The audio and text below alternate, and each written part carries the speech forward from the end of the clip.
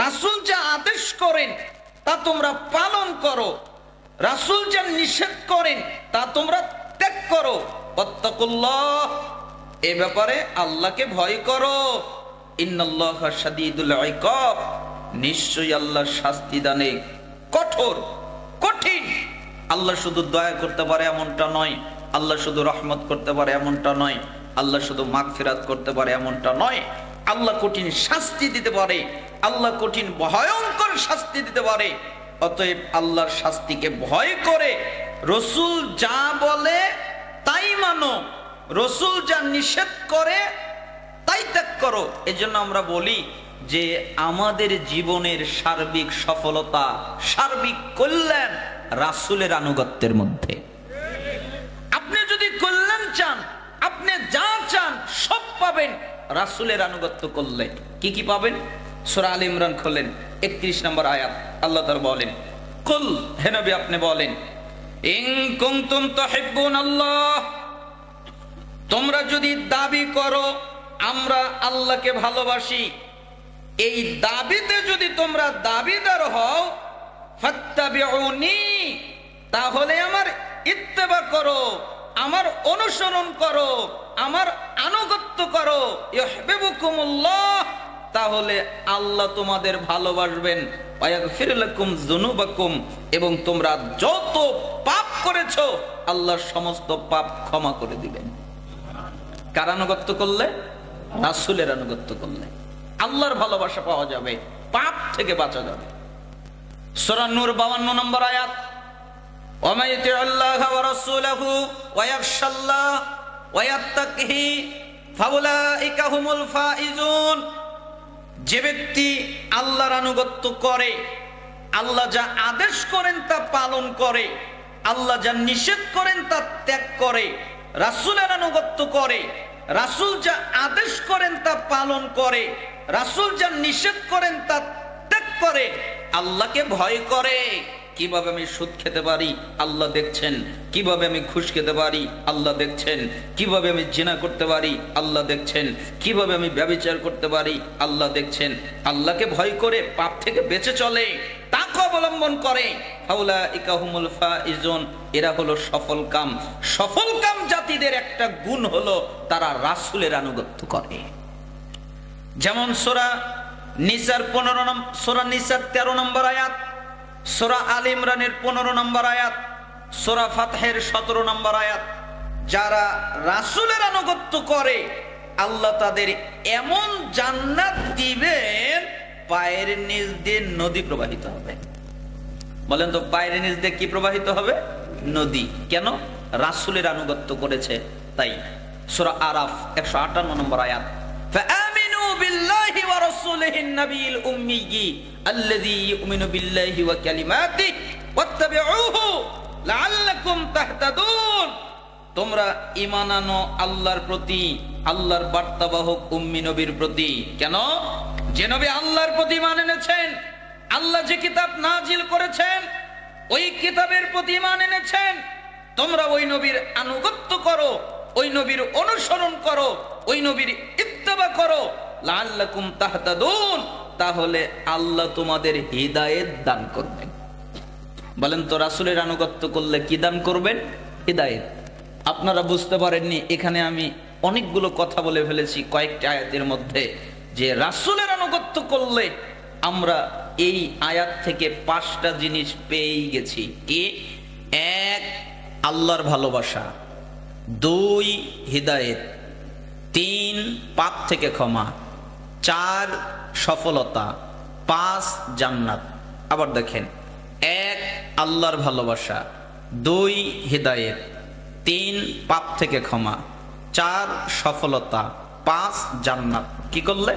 রাসূলের আনুগত্য করলে। আমি মাঝে মধ্যে বলি 5টা লাগবে না, এর একটা যদি কোনো মানুষ পেয়ে যায় তাহলেই ও সফল। আল্লাহর যদি ভালোবাসা পেয়ে যায় আর কিছু লাগবে? অথবা সে যদি হিদায়াত পেয়ে যায় আর কিছু লাগবে? অথবা আল্লাহ যদি তার সমস্ত পাপ ক্ষমা করে দেয় আর কিছু লাগবে? অথবা যদি সে সফলতা পায় আর কিছু লাগবে? অথবা যদি সে জান্নাত পায় আর কিছু লাগবে? এর যে কোনো একটা পেলেই সে সফল। অথচ আল্লাহ তাআলা 5টা কথা বললেন যে রাসূলের আনুগত্য করলে 5টা জিনিস পাওয়া যায়।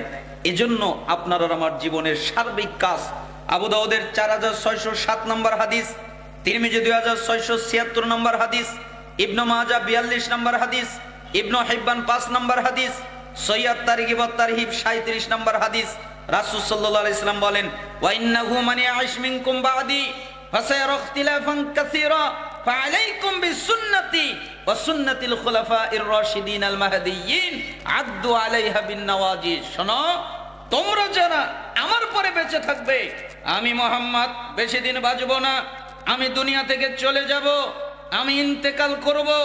তোমরা যারা আমার পরে বেঁচে থাকবে তারা দুনিয়াতে দেখতে পাবে অনেক ইখতিলাফ, অনেক মতভেদ, অনেক মতানৈক্য, একজনের সাথে আরেকজনের মিল নেই। এক হুজুর এক কথা বলে, আরেক হুজুর আরেক কথা বলে, এক মুফতি এক ফতোয়া দেয়, আরেক মুফতি আরেক ফতোয়া দেয়, একজনের সাথে মিল নেই। যখন তোমরা এই অবস্থানে পড়ে যাবে তখন তোমাদের উপরে আবশ্যক কর্তব্য হলো আমার সুন্নাতকে আঁকড়ে ধরা, আর আমার খোলাফায়ে রাশিদিন যে সুন্নাত রেখে গেছে ওই সুন্নাতকে আঁকড়ে ধরা। কিভাবে? মারির দাঁত দিয়ে কামড়ে আঁকড়ে ধরা। যেভাবে মারির দাঁত দিয়ে কোনো কিছুকে কামড়ে আঁকড়ে ধরলে ওটাকে সরানো যায় না, ছেটানো যায় না, ঠিক তুমি আমলের মাধ্যমে সুন্নাতকে আঁকড়ে ধরবে যেন তোমার থেকে সুন্নাতকে ছোটানো না যায়। এজন্য আমরা বলতে চাই, আমরা ফাঁসির মঞ্চে ঝুলতে রাজি আছি, আমরা বুলেট বোমার আঘাত খেতে রাজি আছি, আমরা প্রয়োজনে জীবন দিতে রাজি আছি, তবে আমাদের থেকে রাসূলের সুন্নাতকে আলাদা করতে রাজি নেই। আমরা যে কোনো মূল্যে রাসূলের সুন্নাতকে পালন করব, আঁকড়ে ধরব। রাসূলের সুন্নাত ছোট নয়। অনেকে বলে যে ছোটখাটো বিষয়, এ নিয়ে আপনারা কথা বলিয়েন না। আমার কাছে মনে হয় রাসূলের সুন্নাত ছোট নয়। আমি বাশার বিন হায়াত সহিহ আকীদা আগে শিখিনি। আমি আগে দেখেছি লোকটা কেন বুকে হাত বাঁধে, লোকটা কেন রফুল ইদান করে, লোকটা কেন জোরে আমিন বলে, লোকটা কেন পায়ে পা মিলিয়ে দাঁড়ায়, লোকটা কেন ইমামের পিছনে সূরা ফাতিহা পড়ে, লোকটা কেন জানাজার নামাজে সূরা ফাতিহা পড়ে। এইটা আমি শিখে তারপরে সহিহ আকীদা এসেছি, তারপরে আকীদা শিখেছি, তারপরে বিশ্বাস আকীদাকে সঠিক করেছি। আগে আমলের মাধ্যমে এই দলের সন্ধান পেয়েছি। অতএব এটা ছোটখাটো বিষয় নয়। ফাঁসির মঞ্চে চলতে রাজি আছি, জোরে আমিন বলা বন্ধ করতে রাজি নাই।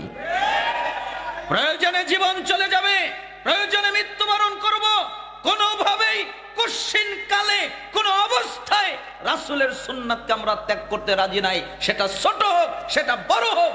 সাহাবীদের কাছে রাসূলের সুন্নাত ছিল তাদের প্রাণের চেয়ে প্রিয়। তারা ছোট বড় করতেন না, সমস্ত কথা মেনে চলতেন। আমরা যারা আহলুল হাদিস, আমরাও রাসূলের সুন্নাতকে আক্ষরিক পরিপূর্ণভাবে তাবেদারি করে ইত্তেবা করব মৃত্যুর আগ পর্যন্ত। ঠিক তো? আল্লাহ তাআলা যেন আমাদেরকে কবুল করেন। এজন্য সুন্নাত নিয়ে কয়েকটা আয়াত বললাম আপনাদেরকে উদ্বুদ্ধ করার জন্য। তো আমি যদি এখন কিছু হাদিস বলি আপনারা পালন করবেন, রাজি আছেন তো? যদিও বা আজকে টপিক দেওয়ার মতো অবস্থা নেই, বিষয়ের উপর আলোচনা করা জটিল কঠিন ব্যাপার। আমরা কয়েকটা নসিহত আপনাদের সামনে উল্লেখ করতে চাই।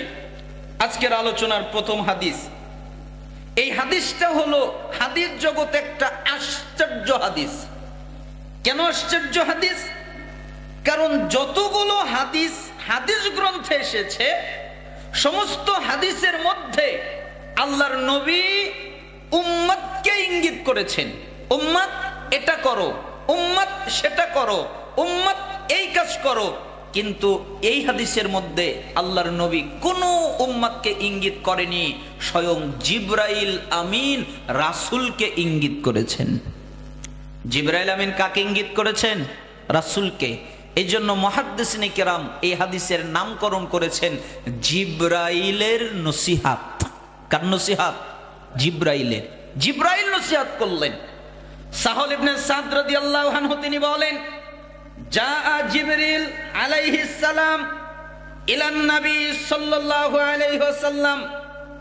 একদিন জিবরাইল আমিন আমার কাছে আসলেন, এরপরে আমাকে বললেন, মুহাম্মদ জি আমি আপনাকে কিছু কথা বলবো, আমি আপনাকে কিছু আদেশ করব। আমি আপনাকে কিছু পালন করার কথা বলবো।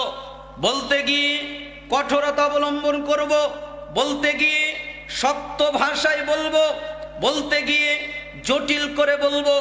আপনি কিছু মনে করবেন না, আপনি রাগ করবেন না, আপনি কষ্ট নিবেন না। ঠিক আছে, আপনি কি বলবেন বলেন। তখন জিবরাইল আমিন বললেন, ইয়া মুহাম্মদ, হে মুহাম্মদ, ইসমা শিতা ফাইন্নাকা মাইতুন। শুনেন, আপনি যতদিন খুশি জীবন যাপন করেন, আপনি যতদিন খুশি জীবন যাপন করেন, আপনি যতদিন খুশি জীবন যাপন করেন, কোনো নিষেধাজ্ঞা নেই, কোনো নিষেধ নেই, কোনো নিষেধাজ্ঞা নেই। কিন্তু মনে রাখবেন, আপনি মৃত্যুবরণ করবেন। বলেন তো কি করবে? মৃত্যুবরণ করবে। কে? মুহাম্মদ সাল্লাল্লাহু আলাইহি সাল্লাম, পৃথিবীর সবচেয়ে দামি মানুষ। পৃথিবীর সবচেয়ে দামি মানুষকে মুহাম্মদ সাল্লাল্লাহু আলাইহি সাল্লাম, তিনি মৃত্যুবরণ করবেন।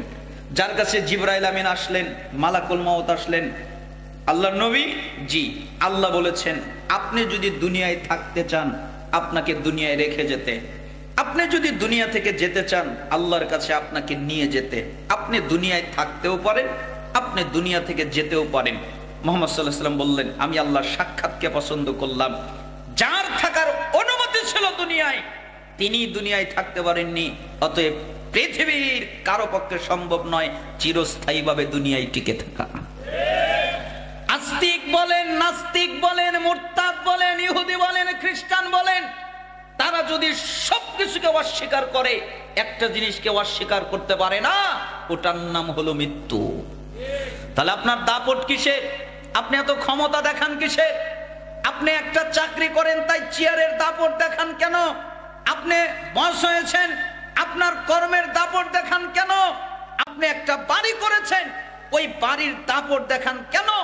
আপনি দামি দামি পোশাক পরেন, ওই পোশাকের দাপট দেখান কেন? শোনেন, যেদিন আপনার মৃত্যু হবে, আপনার ওই অফিস অন্যজন দখল করে নিবে। যেদিন আপনার মৃত্যু হবে, আপনার চেয়ারগুলা অন্যজনে দখল করে নিবে। যেদিন আপনার মৃত্যু হবে, আপনার ঘর থেকে আপনাকে টেনে বের করবে। একবারের জন্য বলতে পারবেন না, আমার ঘর থেকে আমাকে টেনে বের করে কে? আপনার শরীরের পোশাক খুলে দেওয়া হবে। আপনি একবারের জন্য বলতে পারবেন না, আমার শরীরের পোশাক খুলে ফেলে কে? আপনাকে কাপড় দিয়ে ঢেকে গোসল দেওয়া হবে। আপনি একবারের জন্য বলতে পারবেন না, পানিটা গরম হয়ে গেছে, আর একটু ঠান্ডা হলে ভালো হতো। আপনাকে কাফনের কাপড় দিয়ে মুড়িয়ে দেওয়া হবে। আপনি একবারের জন্য বলতে পারবেন না, আমার মুখের উপর থেকে কাপড়গুলো সরিয়ে দাও, আমার শ্বাস নিতে কষ্ট হচ্ছে, এ কথা বলতে পারবেন না। আপনি দুনিয়ায় বেঁচে থাকতে মানুষের জানাজার সালাতে উপস্থিত হতেন, পরিস্থিতি উল্টে গেছে। আজকে মানুষজন আপনার জানাজার সালাত আদায় করার জন্য এসেছে। আপনাকে যখন কবরে নামানো হবে, আপনি একবারের জন্য বলতে পারবেন না, শেষবারের মতো দুনিয়ার আসমানটা দেখে নেই। যেটা অক্ষম করে দেয়, যেটা আনন্দ নষ্ট করে দেয়, যেটা উল্লাস নষ্ট করে দেয়। এজন্য রাসূল সাল্লাল্লাহু আলাইহি ওয়াসাল্লাম বলতেন, আকসিরু যিকরা হাজিমিল লাজ্জাত। যেই বস্তু স্বাদ নষ্ট করে দেয়, যেই বস্তু আনন্দ নষ্ট করে দেয়, যেই বস্তু উল্লাস নষ্ট করে দেয়, ওটাকে স্মরণ করো। ইয়ানিল মউত, ওটা হলো মৃত্যু। যা আনন্দ নষ্ট করে দেয়, যা স্বাদ নষ্ট করে দেয়, যা উল্লাস নষ্ট করে দেয়, এটাকে স্মরণ করো।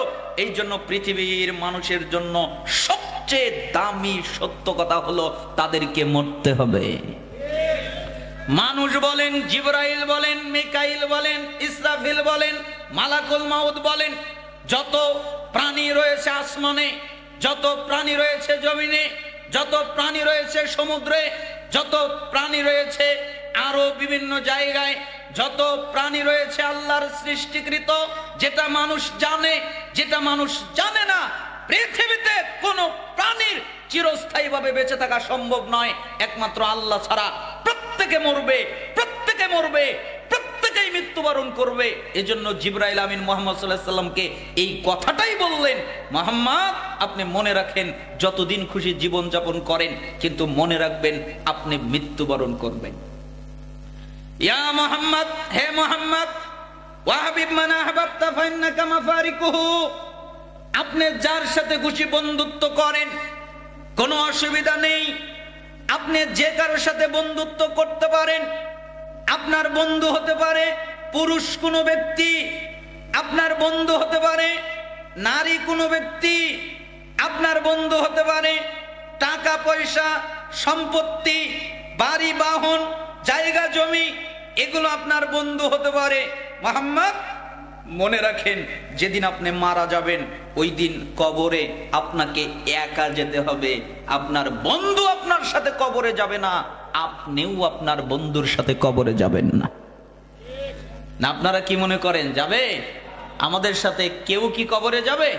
কত কঠিন বাক্য রাসূলকে বললেন, আপনাকে একা কবরে যেতে হবে, কেউ আপনার সাথে যাবে না। তো রাসূলের জন্য যদি এত কঠিন বাক্য হয়, তা আমাদের ক্ষেত্রে কি হতে পারে? এরপরে জিবরাইল আমিন বললেন, ইয়া মুহাম্মদ, হে মুহাম্মদ, ওয়ামাল মা শিতা ফাইন্নাকা মাজজিয়ুন বিহি, আপনি যে কাজ খুশি সেটাই করেন, যে কোনো কাজ আপনি করতে পারেন, স্বাধীনতা আছে।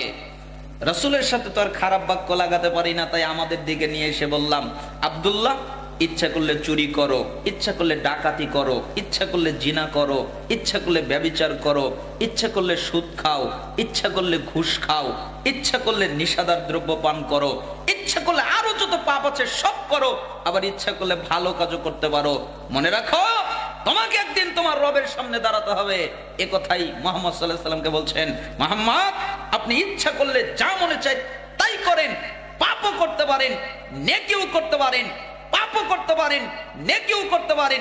দুটি কথা মনে রাখবেন, এক, আপনাকে আল্লাহর সামনে দাঁড়াতে হবে, দুই, আপনি আপনার কর্মের প্রতিফল পাবেন। আমরা কি মনে করি পাবো না? আমরা যেই কাজগুলো করি প্রতিফল পাবো না? পাবো না? আমাদের আল্লাহর সামনে দাঁড়াতে হবে না? হবে না? মানুষজন শুনছে, বক্তব্যে শুনছে, মসজিদের খুতবায় শুনছে, মিম্বর থেকে আওয়াজ ভেসে আসছে। রাসূল সাল্লাল্লাহু আলাইহি সাল্লামের সাহাবী ইবনে মাসউদ রাদিয়াল্লাহু আনহু তিনি কত ভয়ঙ্কর কথা বললেন। রাসূল সাল্লাল্লাহু আলাইহি সাল্লাম বলেছেন, লা তাজুলু কদাম ইবনে আদম ইয়াউমাল কিয়ামা হাত্তা ইসআল আন খামসিন, কিয়ামতের দিন আদম সন্তান যতক্ষণ পর্যন্ত 5টা প্রশ্নের উত্তর দিতে না পারবে ততক্ষণ পর্যন্ত নড়তে পারবে না। আন আমরিহি ফিমা আফনাহু ওয়া আন শাবাবিহি ফিমা আবলাহু ওয়া আন মালিহি মিন আইনা ইকতাসাবাহু ওয়া ফিমা আনফাকাহু ওয়া মাযা আমিলা ফিমা আলিমা। রাসূল সাল্লাল্লাহু আলাইহি সাল্লাম বলেন, এক, তার বয়স আল্লাহকে বুঝিয়ে দিতে হবে। আমি তোমাকে 60 বছর দিয়েছিলাম, আমি তোমাকে 50 বছর দিয়েছিলাম, আমি তোমাকে 70 বছর বাঁচিয়ে রেখেছিলাম। এই বয়সে কার জন্য কি করেছো? আমার জন্য কি করেছো? এটা আমাকে বুঝিয়ে দাও। দুই, আমি তোমাকে যৌবনকাল দিয়েছিলাম, 18 বয়স থেকে নিয়ে 40 বছর পর্যন্ত, এটা হলো যৌবনকাল। যৌবনকাল কার জন্য ব্যয় করেছো? এটা আমাকে বুঝিয়ে দাও। আমি তোমাকে টাকা পয়সা অর্থ সম্পদ দিয়েছিলাম, তুমি এগুলো উপার্জন করেছিলে। টাকা পয়সা অর্থ সম্পদ কোন পথে ব্যয় করলে এটা আমাকে বুঝিয়ে দাও। আমি তোমাকে টাকা পয়সা দেওয়ার পরে এটা কোন পথে ব্যয় করলে এটা আমাকে বুঝিয়ে দাও। আমি তোমাকে ইলম দিয়েছিলাম, জ্ঞান দিয়েছিলাম, তুমি কি ইলম অনুযায়ী আমল করেছিলে? তুমি জানতে সুদ হারাম, তাহলে কি ত্যাগ করেছিলে? তুমি জানতে ঘুষ হারাম, তাহলে কি ত্যাগ করেছিলে? তুমি জানতে জিনা ব্যভিচার হারাম, তাহলে কি বিরত থেকেছিলে? তুমি জানতে নিশাদার দ্রব্য হারাম, তুমি জানতে গীবত হারাম, তুমি জানতে মিথ্যা হারাম, তুমি জানতে চগলখুরি হারাম, এগুলো হারাম, তাহলে তুমি কি এগুলো ত্যাগ করেছিলে? তুমি জানতে শিরক হারাম, এগুলো ত্যাগ করেছিলে কিনা? বলো, এলেম অনুযায়ী আমল করেছিলে কিনা? যতক্ষণ পর্যন্ত মানুষ বোঝাতে না পারবে ততক্ষণ পর্যন্ত নড়তে পারবে না। ইচ্ছা করলে হাত নড়াতে পারবে না, ইচ্ছা করলে মাথা নড়াতে পারবে না, ইচ্ছা করলে চক্ষু নড়াতে পারবে না, ইচ্ছা করলে নাক নড়াতে পারবে না, ইচ্ছা করলে হাত পা নড়াতে পারবে না, ইচ্ছা করলে বডি অঙ্গ প্রত্যঙ্গ নড়াতে পারবে না। নড়ার অনুমতি নাই। আগে 5টা প্রশ্নের উত্তর দিবে, তারপরে নড়ার অনুমতি দিতে হবে। যারা নড়তেই পারে না, যাদের নড়ার অনুমতি নেই, তাদের দুনিয়ায় এত ক্ষমতা আসে কি করে? যাদের নড়ার অনুমতি নেই, তারা দুনিয়ায় কিভাবে আল্লাহকে ভুলে তারা জীবন যাপন করে? কিভাবে হতে পারে?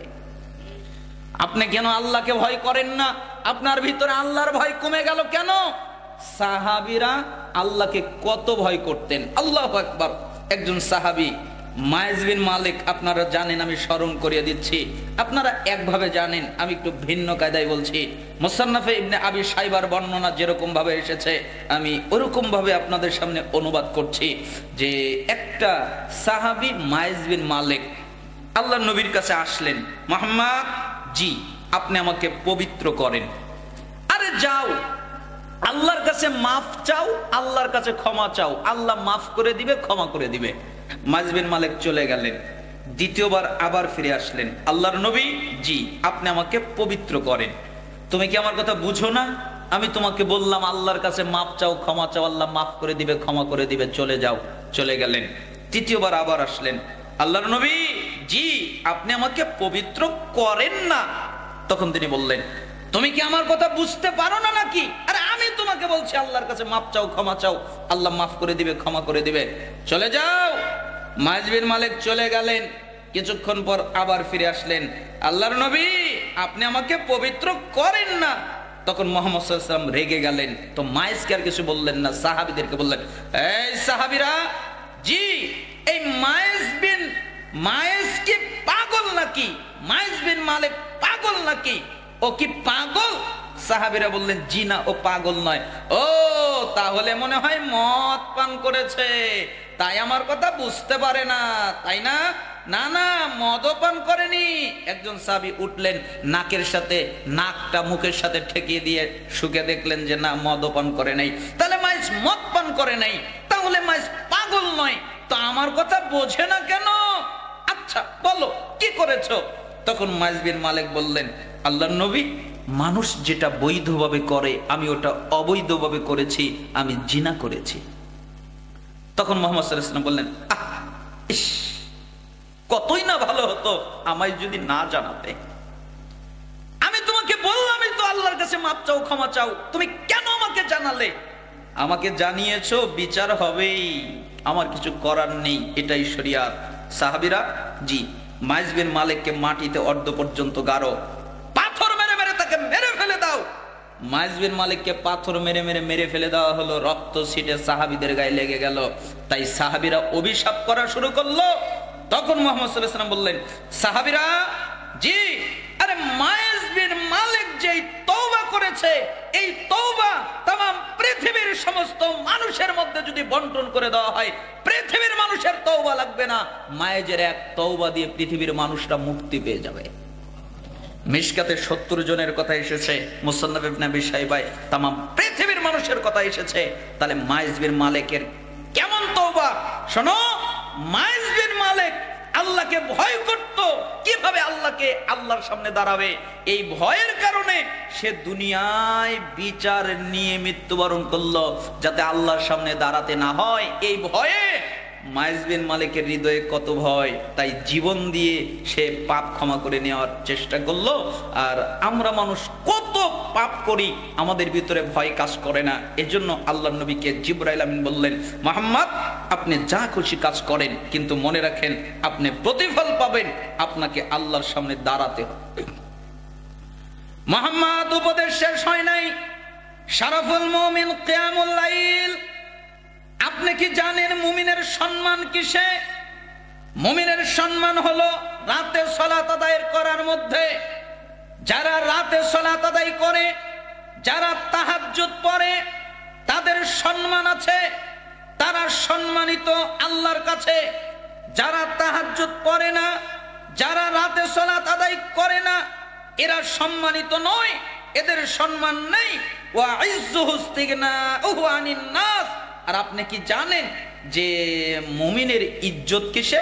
মুমিনের ইজ্জত হলো মানুষের কাছে না চাওয়ার মধ্যে। যারা মানুষের কাছে চায় না, আল্লাহর কাছে চায়। আল্লাহকে বলে একটা জুতার ফিতাও যদি ছিঁড়ে যায়, তবু আল্লাহকে বলে, আল্লাহ আমার জুতার ফিতা ছিঁড়ে গেছে, ব্যবস্থা করে দাও। তারা মানুষের কাছে চায় না, আল্লাহর কাছে চায়। এদের ইজ্জত আছে। যারা তাহাজ্জুদ পড়ে এদের সম্মান আছে, যারা তাহাজ্জুদ পড়ে না এদের সম্মান নেই। যারা মানুষের কাছে চায় এদের ইজ্জত নেই। 5টা কথা বললেন।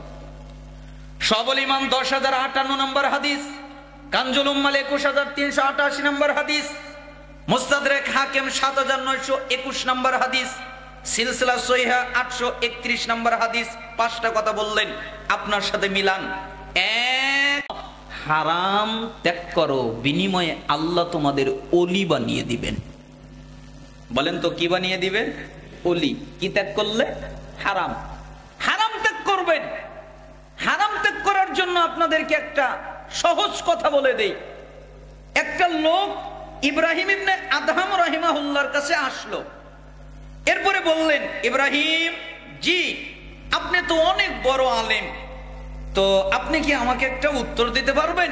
কি উত্তর? আমি গুনাহ করি, গুনাহ থেকে বাঁচতে পারি না, কোনো পথঘাট পাই না, আমার অজান্তেই গুনাহ হয়ে যায়, গুনাহ করে ফেলি, তওবা করি, ক্ষমা চাই, কিন্তু গুনাহ হয়ে যায়, কি করব? আমার কি গুনাহ থেকে বাঁচার কোনো উপায় আছে, কোনো পথ আছে যে গুনাহ থেকে যেন বাঁচতে পারি? তখন ইব্রাহিম ইবনে আদহাম বললেন, হ্যাঁ আছে। কি আছে? 5টা জিনিস থেকে দূরে থেকে তুমি গুনাহ করবে। কয় জিনিস থেকে? 5টা জিনিস থেকে। মনে রাখবেন, আলোচনা পাবেন না। 5 জিনিস থেকে দূরে থেকে কি করবে? গুনাহ করবে। তখন লোকটা বলে, বলেন কি 5 জিনিস থেকে দূরে থেকে গুনাহ করা যাবে? কয় হ্যাঁ, তুমি যদি পারো তো গুনাহ করো। যদি এই 5টা জিনিস থেকে তুমি দূরে থাকতে পারো তাহলে তুমি গুনাহ করো। তখন লোকটা বললেন, আচ্ছা ঠিক আছে, বলেন।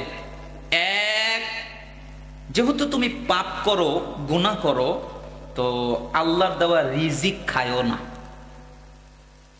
কার দেওয়া রিজিক খায়ও না? আল্লাহর দেওয়া রিজিক খায়ও না।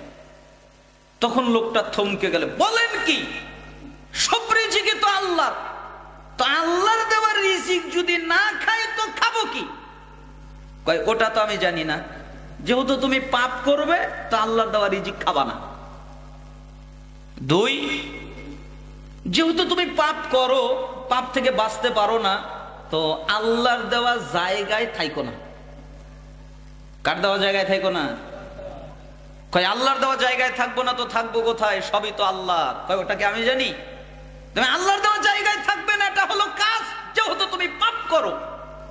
3, যেহেতু তুমি পাপ থেকে বাঁচতে পারো না, তো আল্লাহকে না দেখিয়ে পাপ করবা। পারবেন না?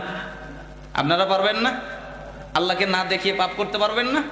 লোকটা তখন চমকে গিয়ে বলেন, বলেন কি? আল্লাহর চক্ষুকে ফাঁকি দেওয়া যায় না, আল্লাহ দেখবেন। ইব্রাহিম ইবনে আদহাম রেগে গেলেন। এরপরে বললেন, এই নেমক হারাম, তুমি আল্লাহর দেওয়া রিজিক খাও, আল্লাহর দেওয়া জমিনে থাকো, আবার আল্লাহকে দেখিয়ে দেখিয়ে পাপ করো, তোমার লজ্জা করে না? তোমার তো লজ্জা করা উচিত।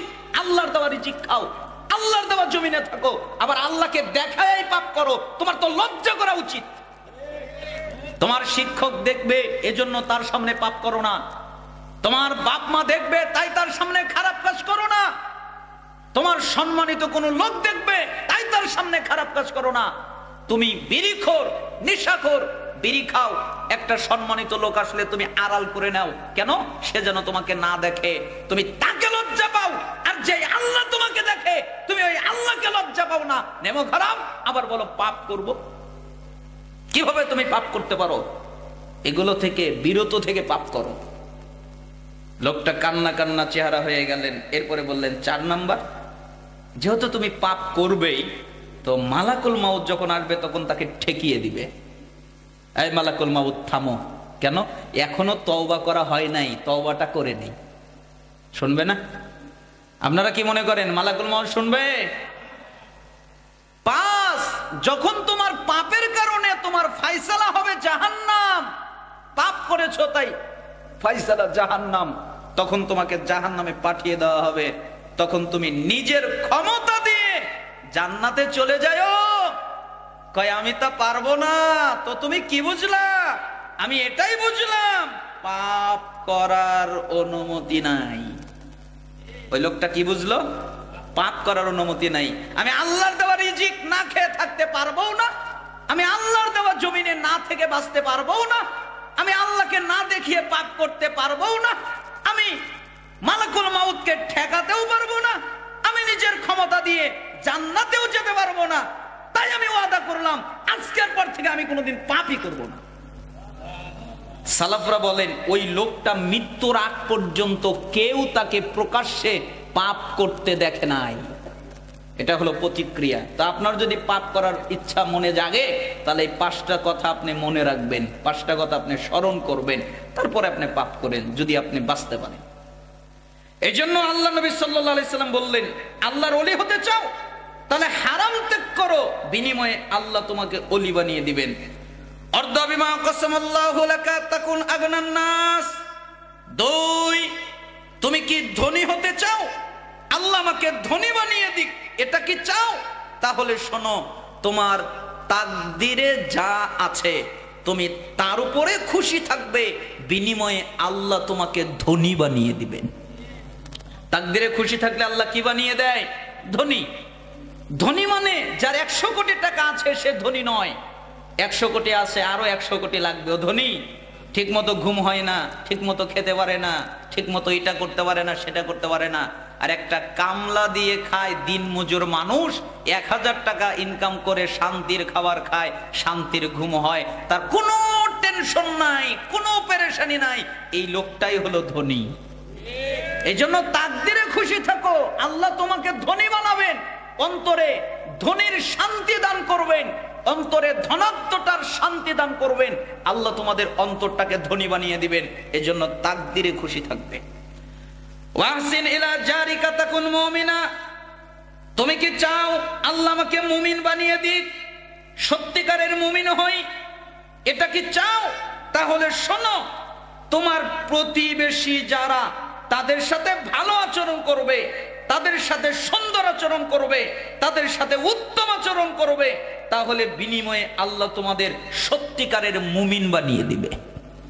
আপনার প্রতিবেশী যদি আপনার কাছ থেকে নিরাপদ না থাকে, প্রতিবেশী যে কেউ হতে পারে, হিন্দু হতে পারে, খ্রিস্টান হতে পারে, বৌদ্ধ হতে পারে, ইহুদি হতে পারে, নাসারা হতে পারে, কাফের হতে পারে, মুশরিক হতে পারে, মুসলিম হতে পারে, যেই হোক, আপনার প্রতিবেশী যদি আপনার হাত থেকে নিরাপদ না থাকে, তাহলে আপনার বুঝতে হবে আপনি সত্যিকারের মুমিন নয়। কেন? আপনার প্রতিবেশী আপনার থেকে নিরাপদ নয়। এজন্যই রাসূল সাল্লাল্লাহু আলাইহি সাল্লাম আদর্শ শিক্ষা দিয়েছেন। উম্মতের আদর্শ মানে এত চমৎকার আদর্শ, একটা হাদিস মনে পড়ে গেল, মুসলিমের 2564 নম্বর হাদিস। আবু হুরায়রা রাবি, তিনি বলেন, লা তাহাসাদু, তোমরা পরস্পর হিংসা করো না, ওয়ালা তানাজাসু, তোমরা দুজনের মধ্যে দালালি করে দাম বাড়িয়ে দিও না, ওয়ালা তাবাগাদু, তোমরা নিজেদের মধ্যে বিদ্বেষ রেখো না, ওয়ালা তাদাবারু, তোমরা কেউ কারো পিছু নিও না, ওয়ালা ইয়াবি বাদুকুম আলা বাইবাদ, তোমরা কারো বেচা কেনার সময় আকবের কেনা বেচা করো না, ওয়াকুনু ইবাদাল্লাহি ইখওয়ানা, তোমরা আল্লাহর বান্দা ভাই ভাই হয়ে যাও। আল মুসলিম আকুল মুসলিম, মুসলমান মুসলমানের ভাই, লা ইয়াজলিমুহু, মুসলমান মুসলমানের উপরে জুলুম করতে পারে না, ওয়ালা ইয়াকযিলুহু, মুসলমান মুসলমানকে তুচ্ছ তাচ্ছিল্য করতে পারে না, সহায়হীন ভাবে সম্বলহীন ভাবে ছেড়ে দিতে পারে না, ওয়ালা ইয়াকযিবুহু, মুসলমান মুসলমানের সাথে মিথ্যা বলতে পারে না, ওয়ালা ইয়াহকিরুহু, মুসলমান মুসলমানকে হেয় করতে পারে না।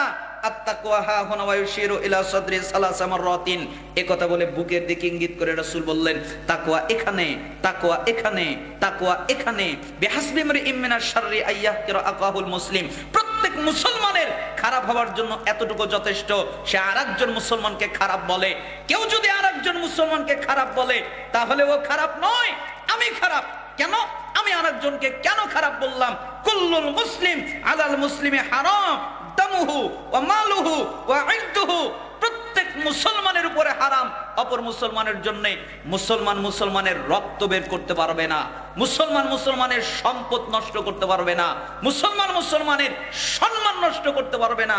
এজন্য এটা মুসলমানের চরিত্র, আদর্শ, মুসলমান এরকম হতে হয়। তাই আল্লাহর নবী বললেন, তুমি কি প্রকৃত মুমিন হতে চাও, তাহলে প্রতিবেশীর সাথে ভালো আচরণ করো, বিনিময়ে আল্লাহ তোমাকে সত্যিকারের মুমিন বানিয়ে দিবেন। ওয়াহিব্বালিন নাস মা তুহিব্বু লিনাফসিকা তাকুন মুসলিমা।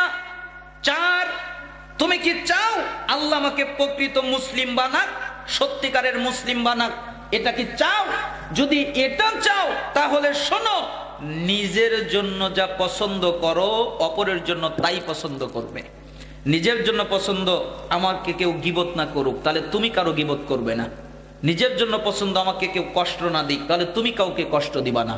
নিজের জন্য পছন্দ আমার সম্মান কেউ নষ্ট না করুক, তাহলে তুমি কারো সম্মান নষ্ট করবা না।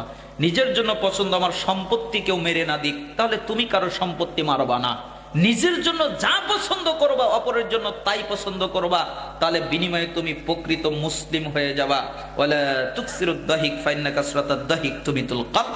আর অতিরিক্ত হাসবা না, বেশি হাসবা না। বেশি হাসলে হৃদয় মরে যায়, বেশি হাসলে অন্তর মরে যায়। এজন্য অতিরিক্ত হাসা যাবে না, বেশি হাসা যাবে না। 5টা কথা বললেন। মিশকাত 5171 নম্বর হাদিস, তিরমিজি 2305 নম্বর হাদিস। 1, আল্লাহর ওলি হতে চাও তাহলে হারাম ত্যাগ করো, বিনিময়ে আল্লাহর ওলি হবে। 2, ধনী হতে চাও তাহলে তাকদীরে খুশি থাকো, বিনিময়ে ধনী হয়ে যাবে। 3, মুমিন হতে চাও প্রতিবেশীর সাথে ভালো আচরণ করো, মুমিন হয়ে যাবে। 4, মুসলিম হতে চাও নিজের জন্য যা পছন্দ করো অপরের জন্য তাই পছন্দ করো, মুসলিম হয়ে যাবে।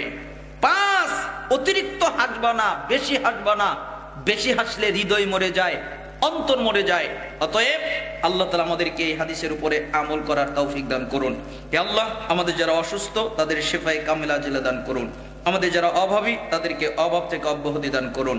আমাদের যারা ঋণী তাদেরকে ঋণ থেকে মুক্তি দান করুন। আমাদের মধ্যে যে যে মুসিবতে আছে সেই মুসিবত থেকে পানা মঞ্জুর করুন। আল্লাহ, আপনি আমাদের দুনিয়ায় কল্যাণ দান করেন, আপনি আমাদের আখিরাতে কল্যাণ দান করবেন, আপনি আমাদেরকে জাহান্নামের আযাব থেকে রক্ষা করবেন।